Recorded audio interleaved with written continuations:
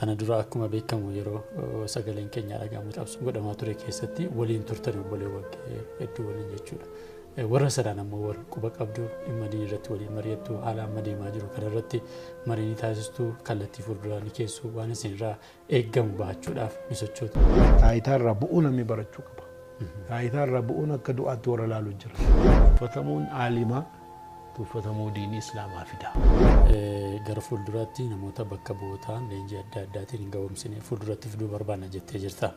Osoo nama akkanaa kana nama amaanaa kana gama keessaniin jechuu gooti.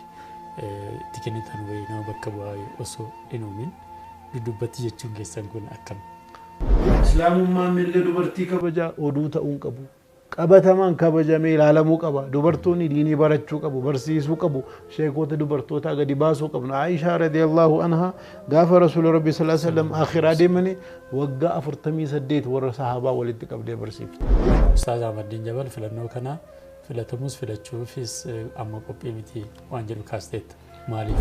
Garuu jedhen gaafa ati duute eenyutu taayitaa qabataa jedhe gaafa ta'een ergamaa rabbi. Isaan qabsoo keessa jiru. Hacuucamanii jiru.